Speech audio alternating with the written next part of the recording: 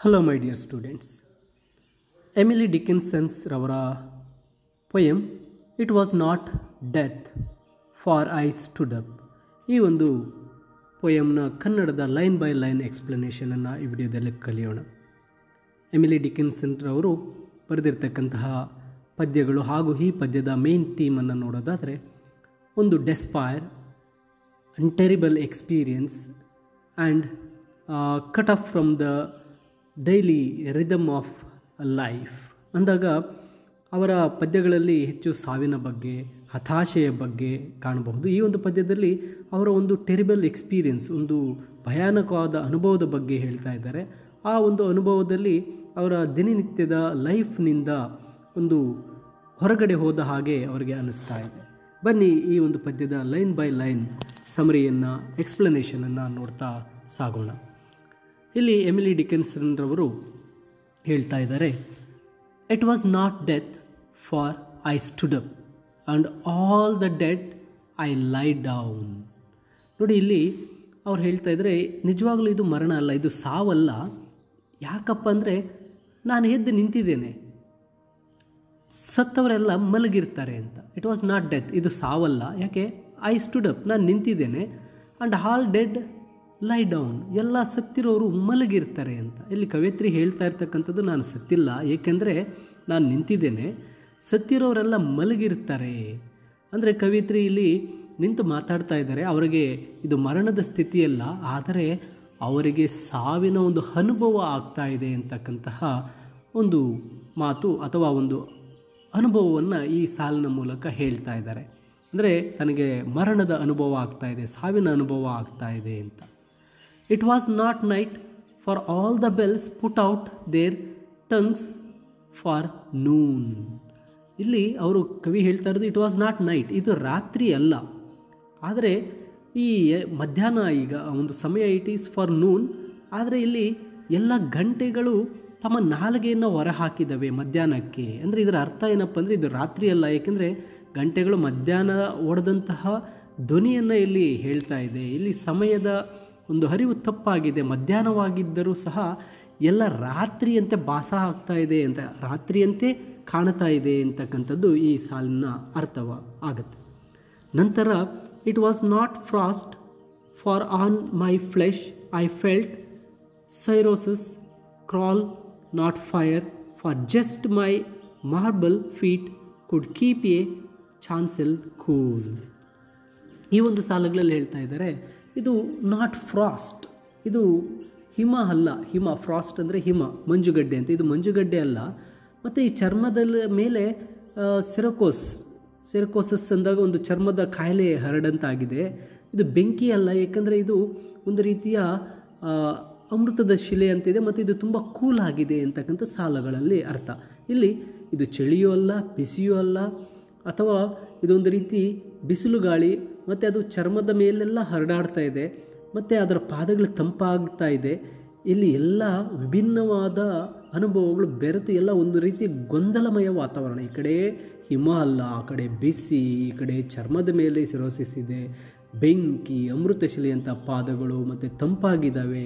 ಇವೆಲ್ಲವನ್ನು ನೋಡಿದಾಗ ಅದೊಂದು ರೀತಿ ಗೊಂದಲಮಯವಾದಂಥ ವಾತಾವರಣ ಅಂತಕ್ಕಂಥದ್ದು ಇಲ್ಲಿ ಅರ್ಥ ಆಗ್ತಾ ಇದೆ. ಅಂದರೆ ಅವರ ಒಂದು ದಿನನಿತ್ಯದ ಈ ಅನುಭವ ಎಲ್ಲ ಒಂದು ರೀತಿ ಕನ್ಫ್ಯೂಷನ್, ಗೊಂದಲವಾಗಿದೆ ಅಂತ. And yet it tasted like them all the figures I have seen set orderly but burial reminded me of mine. ಆದರೆ ಇದ್ರ ಎಲ್ಲ ರೀತಿಯಲ್ಲಿ ನಾನು ನೋಡಿದಂಥ ವ್ಯಕ್ತಿಗಳ ಶವ ಸಂಸ್ಕಾರ ಎಲ್ಲ ಚೆನ್ನಾಗೇ ಇತ್ತು, ಅದು ನನಗೀಗ ನೆನಪು ಬರ್ತಾ ಇದೆ. ಈ ಸಾಲುಗಳೆಲ್ಲ ಅವ್ರು ಹೇಳಿರ್ತಕ್ಕಂಥದ್ದು ಇದೊಂದು ರೀತಿ ಮಿಕ್ಸ್ಚರ್ ಥರ ಕಾಣಿಸ್ತಾ ಇದೆ. ಇಟ್ ಈಸ್ ಲೈಕ್ ಮಿಕ್ಸ್ಚರ್ ಅಂತ ಅರ್ಥ ಬರುತ್ತೆ. It tasted like them all the figures I have seen set orderly for burial reminded me. ಅಂದರೆ ಅಲ್ಲಿ ಶವ ಸಂಸ್ಕಾರಕ್ಕೆ ಬೇಕಾಗಿರ್ತಕ್ಕಂತಹ ಎಲ್ಲ ಒಂದು ವಸ್ತುಗಳನ್ನು ಇಡಲಾಗಿದೆ, ಎಲ್ಲ ರೀತಿಯ ಒಂದು ವ್ಯವಸ್ಥೆಗಳನ್ನು ಮಾಡಲಾಗಿದೆ. ಅದನ್ನೆಲ್ಲ ನನಗೆ ನೆನಪು ಬರ್ತಾ ಇದೆ ಅಂತಕ್ಕಂಥದ್ದು. ಇದು ಎಲ್ಲರ ಒಂದು ಮಿಶ್ರಣದಂತೆ ಶವ ಸಂಸ್ಕಾರಕ್ಕಾಗಿ ಸಿದ್ಧಪಡಿಸಿದಂಥ ಒಂದು ದೇಹವನ್ನು ನೋಡಿದಾಗ ಅದು ತನ್ನದೇ ಸ್ಥಿತಿ ಅಂತ ನೆನಪಿಸ್ತಾ ಇದೆ. ನನ್ನ ಜೀವನವು ಒಂದು ಅಂತ್ಯಕ್ರಿಯೆಗಾಗಿ ರೆಡಿ ಮಾಡಿರೋ ರೀತಿ ಇದೆ ಅಂತಕ್ಕಂಥದ್ದನ್ನು ಇಲ್ಲಿ ಹೇಳ್ತಾ ಇದ್ದಾರೆ. ಅಂದರೆ ಅವರು ಬದುಕಿದ್ರೂ ಸಹ ನನಗೆ ಸಾವು ಬರ್ತಾ ಇದೆ ಅಥವಾ ಸಾವನ್ನು ಕಂಡಿದ್ದೇನೆ ಅನ್ನೋದನ್ನ ಹೇಳ್ತಾ ಇದ್ದಾರೆ. ತನ್ನ ದೇಹಕ್ಕೆ ಅಂತ್ಯ ಸಂಸ್ಕಾರಕ್ಕೆ ಬೇಕಾಗಿರತಕ್ಕಂತಹ ಎಲ್ಲವನ್ನು ಸಹ ಆರ್ಡರ್ಲಿ ಸೆಟ್ ಮಾಡಿ ಇಟ್ಟಂತಿದೆ, ಅದು ನನ್ನದಂತಿದೆ ಅಂತಕ್ಕಂಥದ್ದನ್ನು ಹೇಳ್ತಾ ಇದ್ದಾರೆ. ಬದುಕಿರುವಾಗಲೇ ನನಗೆ ಅಂತ್ಯ ಸಂಸ್ಕಾರ ಮಾಡುವ ರೀತಿಯಲ್ಲಿ ಎಲ್ಲವನ್ನು ಸೆಟ್ ಮಾಡಿದ್ದಾರೆ ಅನ್ನೋದು ಈ ಸಾಲುಗಳಲ್ಲಿ ಹೇಳ್ತಾರೆ. ನಂತರ as if my life were shaven and fitted to a frame and could not breathe without a key and was like midnight some. ಇಲ್ಲಿ ತನ್ನ ಜೀವನವನ್ನು ಯಾರೋ ಕತ್ತರಿಸಿದಂತೆ ಕಾಣಿಸ್ತಾ ಇದೆ, ನನಗೆ ಉಸಿರಾಡಲು ಸಹ ಆಗ್ತಾ ಇಲ್ಲ, ಮತ್ತು ಎಲ್ಲವೂ ಸಹ ನಿಶ್ಚಲವಾಗಿದೆ. And it is like a midnight, ಒಂದು ಮಧ್ಯರಾತ್ರಿಯಂತೆ ನನಗೆ ಕಾಣ್ತಾ ಇದೆ. ಮಧ್ಯಾಹ್ನ ಅವರು ಇದ್ದರೂ ಸಹ ಅದೊಂದು ಮಧ್ಯರಾತ್ರಿಯಂತೆ ಕಾಣ್ತಾ ಇದೆ. ಮೈ ಲೈಫ್ ವರ್ ಶೇವನ್ ಅಂದರೆ ನನ್ನ ಲೈಫನ್ನು ಕಟ್ ಮಾಡಲಾಗಿದೆ. And fitted to a frame, ಎಲ್ಲೋ ನನ್ನ ಒಂದು ಲೈಫನ್ನು ಒಂದು ಫ್ರೇಮ್ಗೆ ಸಿಕ್ಕ ಒಂದು ಫ್ರೇಮಲ್ಲಿಟ್ಟಂತಾಗಿದೆ. And could not breathe without a key, ನನಗೆ ಉಸಿರಾಡಲು ಸಾಧ್ಯ ಆಗ್ತಾ ಇಲ್ಲ.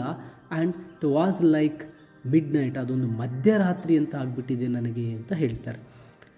When everything that ticked has stopped and space stares all around or grisly frost first autumn morns repeal the beating ground. ಇಲ್ಲಿ ಅವ್ರು ಹೇಳ್ತಾ ಇರ್ತಕ್ಕಂಥದ್ದು ಎವ್ರಿಥಿಂಗ್ ದಟ್ ಟಿಕ್ ಅಂತಕ್ಕಂಥ ಎಲ್ಲವೂ ಸಹ ನಿಂತೋದಂಗೆ ಆಗಿಬಿಟ್ಟಿದೆ. And has stopped the space stairs, ಇಲ್ಲಿ ಸುತ್ತಲೂ ಇರ್ತಕ್ಕಂಥ ಎಲ್ಲ ಜಾಗವನ್ನು ನೋಡ್ತಾ ಇದ್ದರೂ ಸಹ ಅದೊಂದು ರೀತಿಯಲ್ಲಿ ಏನು ಇಲ್ಲದಂತೆ ಎಂಟಿ ಸ್ಪೇಸ್ ಥರ ಆಗ್ತಾ ಇದೆ. ಆಲ್ ಅರೌಂಡ್, ಸುತ್ತಲೂ ಸಹ ಏನಾಗ್ಬಿಟ್ಟಿದೆಯಪ್ಪ ಅಂದರೆ ಗ್ರಿಸ್ಲಿ ಫ್ರಾಸ್ಟ್ಸ್, ಒಂದು ಭಯಾನಕವಾದಂಥ ಹಿಮ ತುಂಬದಂತಿದೆ. ಆ ಒಂದು ಆಟಮ್ ಅಂದರೆ ವಸಂತ ಕಾಲದಲ್ಲಿ ಬೆಳಗಿನ ಜಾವದಲ್ಲಿ ಆ ಒಂದು ಬೀಟಿಂಗ್ ಗ್ರೌಂಡ್, ನೆಲವನ್ನು ಶಬ್ದ ಮಾಡುವಂತಹ ಒಂದು ಸೌಂಡ್ ಕೇಳಿಸ್ತಾ ಇದೆ ಅಂತ. ಎಲ್ಲವೂ ಸಹ ಸ್ತಬ್ಧವಾಗಿದೆ, ಎಲ್ಲವೂ ಖಾಲಿಯಾಗಿದೆ, ಭಯಾನಕ ಚಳಿ ಆವರಿಸಿದೆ, ಮತ್ತು ನೆಲವು ಒದ್ದಾಡ್ತಕ್ಕಂತಹ ಒಂದು ಶಕ್ತಿಯನ್ನು ಸಹ ಕಳೆದುಕೊಂಡಿದೆ ಅಂತ ಹೇಳ್ತಾರೆ.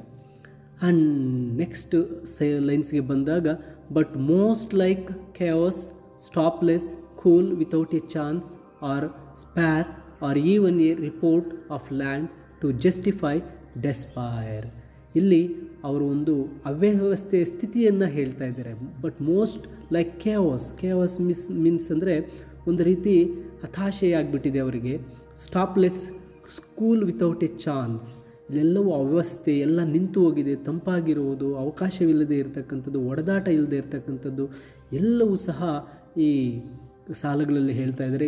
ಟು ಜಸ್ಟಿಫೈ ಡೆಸ್ಪೈರ್, ಹತಾಶೆಯನ್ನು ವ್ಯಕ್ತಪಡಿಸ್ತಾ ಇದ್ದಾರೆ. ಇದು ಒಂದು ಅವ್ಯವಸ್ಥೆಯ ಸ್ಥಿತಿ, ಎಲ್ಲವೂ ತಣ್ಣಗಾಗಿದೆ, ಯಾವುದೇ ಭರವಸೆ ಇಲ್ಲ, ಇಲ್ಲಿ ಎಲ್ಲವೂ ನಾನು ಹತಾಶೆ, ಎಲ್ಲವನ್ನು ಕಳೆದುಕೊಂಡಿದ್ದೇನೆ, ಯಾವುದೇ ಒಂದು ಆಸೆ ಇಲ್ಲ, ಇದು ನಿರಾಶೆ, ಇದೇ ನನ್ನ ಕೊನೆಯ ಹಂತ ಅಂತಕ್ಕಂಥದ್ದನ್ನು ಇಲ್ಲಿ ವ್ಯಕ್ತಪಡಿಸ್ತಾ ಇದ್ದಾರೆ. ಅಂದರೆ ತಮ್ಮ ಒಂದು ಸ್ಥಿತಿ ಬದುಕಿದ್ದಾಗಲೂ ಸಹ ಸತ್ತಂತಾಗಿದೆ ಅಂತಕ್ಕಂಥದ್ದು ಈ ಒಂದು ಪದ್ಯದ ಮೂಲಕ ತಮ್ಮ ಈ ಒಂದು ಡೆಸ್ಪೈರ್, ಹತಾಶೆ ಭಾವನೆ, ಆ ಸಾವಿನ ಬಗ್ಗೆ ಅಥವಾ ಬದುಕಿರುವಾಗಲೇ ಸತ್ತಂತಹ ಅನುಭವಗಳ ಬಗ್ಗೆ ಎಮಿಲಿ ಡಿಕನ್ಸನ್ರವರು ತಿಳಿಸ್ಕೊಟ್ಟಿದ್ದಾರೆ. ಐ ಹೋಪ್ ಈ ಕನ್ನಡದ ಒಂದು ಸಮರಿ ನಿಮಗೆ ಅರ್ಥ ಆಗಿದೆ ಅಂತ ಭಾವಿಸ್ತೇನೆ. ಹಾಗೆ ಇಂಗ್ಲೀಷ್ ಸಮರಿಯನ್ನು ವಿಡಿಯೋದ PDF ಅಲ್ಲಿ ನೀಡಿದ್ದೇನೆ, ವಿಡಿಯೋದ ಡಿಸ್ಕ್ರಿಪ್ಷನ್ನಲ್ಲಿದೆ, ಡೌನ್ಲೋಡ್ ಮಾಡಿ ಓದಿ. ಹಾಗೆ ವಿಡಿಯೋನ ಲೈಕ್ ಮಾಡಿ, ನಿಮ್ಮ ಸ್ನೇಹಿತರಿಗೂ ಶೇರ್ ಮಾಡಿ, ಮತ್ತು ಮುಂದಿನ ವಿಡಿಯೋಗಳನ್ನು ತಪ್ಪದೇ ನೋಡಲು ಲರ್ನ್ ಈಸಿಲಿ ಚಾನಲ್ಗೆ ಸಬ್ಸ್ಕ್ರೈಬ್ ಮಾಡಿ ಅಂತ ತಿಳಿಸುತ್ತಾ ಎಲ್ಲರಿಗೂ ಧನ್ಯವಾದಗಳು.